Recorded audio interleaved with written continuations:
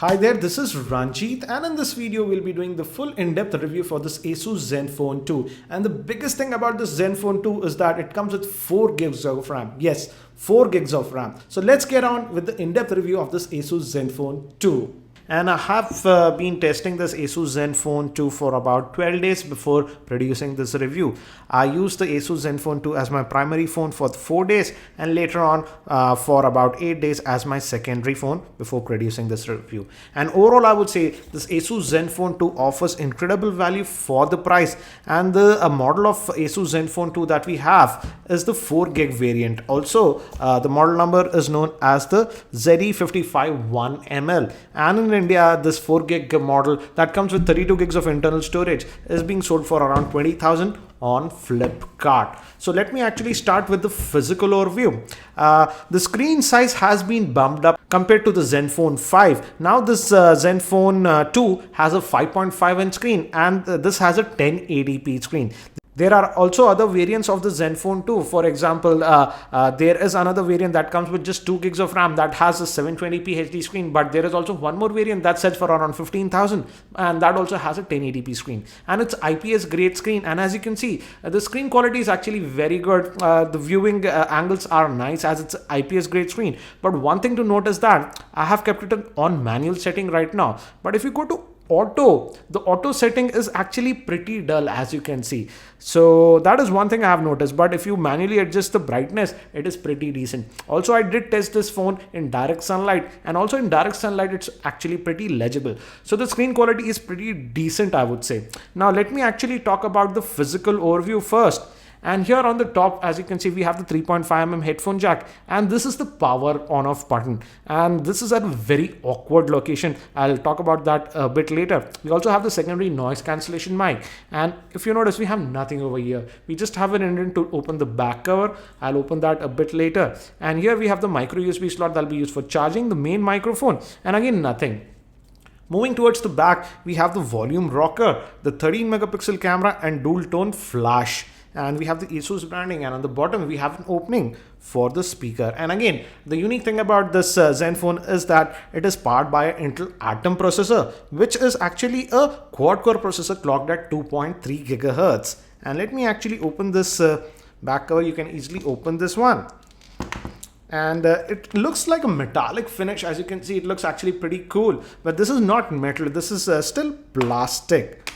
And as you can see, this comes out, and as this is a dual SIM model, and the first SIM is actually 2G, 3G and 4G enabled, but sadly the second SIM is just 2G enabled, and it accepts a micro SIM. It also has support for micro SD cards up to 64 gigs, and I feel this model has plenty of storage. By default, we have 32 gigs of internal storage, and we also have micro SD cards, so storage is not an issue. But one thing to note is that the battery is not user replaceable. The battery is sealed inside, and it's a 3000 milliamp hour battery. I did all my testing with just a single SIM, and on 3G connection we don't have 4G here, and I would say the battery life that I was getting was actually pretty average.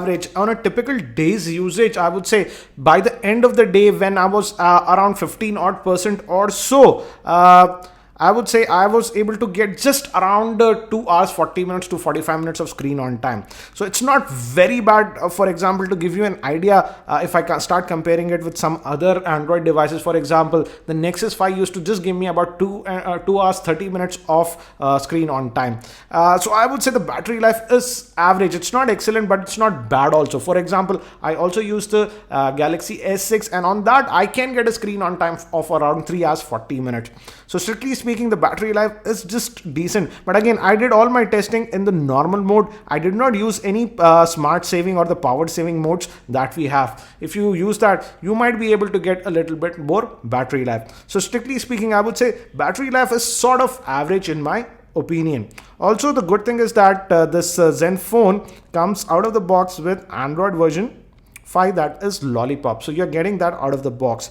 And also, if we talk about the storage, this model has 32 gigs of storage. So storage should not be an issue. For example, if I show you, as you can see, we have a lot of storage out of the box. Actually, you get about 25 gigs out of that 32 gigs. So we do have ample of storage that is available, and we can also add a SD card, as I mentioned earlier. Now, if we talk about the UI, this Asus Zenfone come with this Asus Zen UI, and I would say I'm not a big fan of custom UIs, but this is actually pretty different. And this UI actually does offer us a lot of options. For example, this Zenfone is a big device, and as I told you, the power button is at a very peculiar position, and it's actually tough to use it. And because there is no tactile feel with this power button, so it's actually pretty difficult to power this on and off via this. But we have this gestures. You can just use this double tap and you can unlock the device, and we also have the double tap to make it go to the standby, so that works. And this Asus Zen UI does offer us a lot of options. In fact, I have made a dedicated video regarding the features of the Asus Zen UI. Make sure you check them out. Overall, I would say this Asus Zen UI does offer a lot of functionality, and it handles it actually very well. It's very smooth to operate. I did not notice any lagginess whatsoever with this device. Even while doing heavy gaming, etc., it handled it without any issue because of the amount of RAM that we have on this device. As you can see, let me actually show you. Out of that 4 gigs, we have about 2.1 gigs that is available to us for free.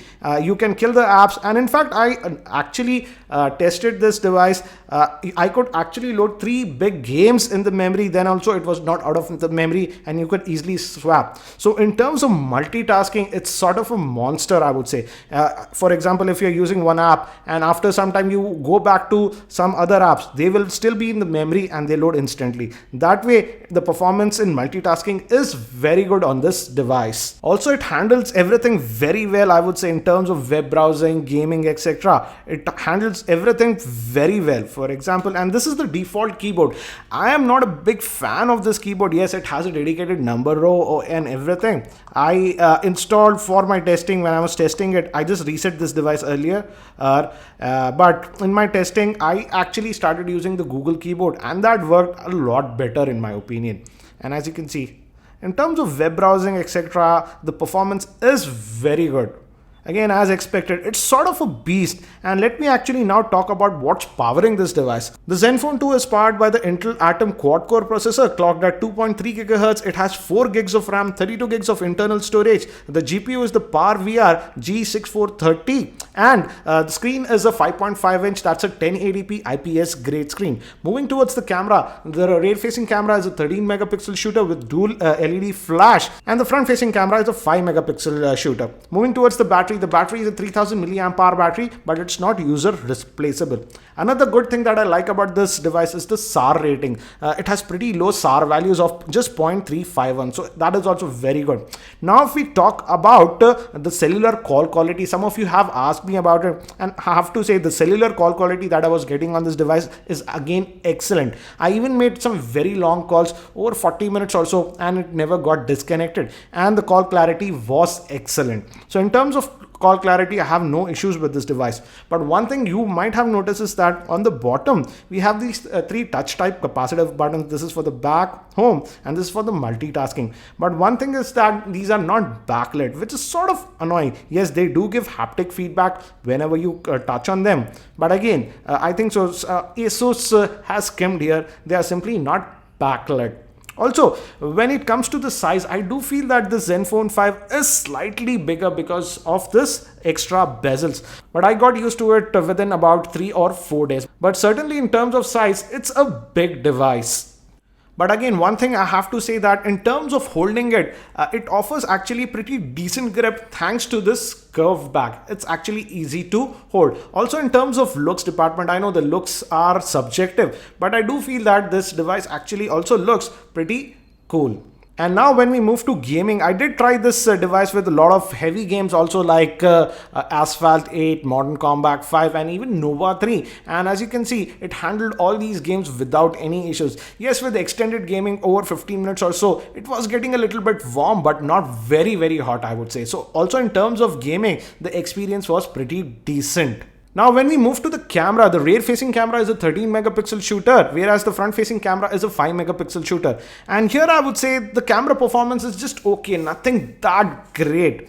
Yes, it has a decent camera, but again, overall I would say everything is top-notch, and we can say this is sort of a high-end device. But in terms of camera, I would say the camera performance is just mid-range-ish in my opinion. In fact, you can check out the dedicated video that I made regarding the camera on this Asus Zenfone 2. So overall, I would say the camera performance was just okay. It's not bad, but not that great also. But in terms of video, though it can shoot video in 1080p, I felt that the video quality was not that great. So what do I feel about this Asus Zenfone 2? Let me first break it down between the pros and the cons. I've made a list, so let's go over it. And first, let me talk about the cons. And the first thing is the power button. I simply do not like the placement of the power button. As I mentioned earlier also, it's at a very awkward position, and also it's not tactile. But again, we have this double tap feature, using which you can make it go to standby or wake it up. So I feel that's sort of okay. Next thing is that I also do not like the fact that this phone does not have any backlighting for these touch type capacitive buttons. Next, if we move to the camera, as I mentioned earlier, the camera performance is just okay, nothing spectacular. Don't get me wrong, it's not bad, but it's also not that great. I would say it's sort of just mediocre. And in terms of video, I would say it's sort of poor. Now we move to the battery. It has a non-user replaceable battery. That's a 3000 milliamp hour battery. And I would again say the battery life also was sort of mediocre. It's not bad, but again also not that great in my opinion. Lastly, I would say this is sort of nitpicking. As I mentioned earlier also, if we keep the screen on auto brightness, it's sort of dull. So during the last 12 days or so, I mostly kept the brightness on manual brightness. Now let's talk about the pros with the device. The first pro is the overall performance. The overall performance of this device is very good, and the Intel Atom processor handles the Android Lollipop without any issues. It's very responsive and a very fast device. Next, if we talk about the UI, that is the Zen UI, I do feel that it offers a lot of value to this device, and due to the Zen UI, it offers a lot of options. So I would say, though I do not personally like custom UIs, but the Zen UI is actually very good. And again, it does not add any lagginess or anything to the device. Next is obviously in terms of multitasking, this device is sort of a beast. Thanks to that 4 gigs of RAM, multitasking will be a joy on this device. Next, if we move to the cellular call quality, as I mentioned earlier also, the cellular call quality that I was getting was also very good.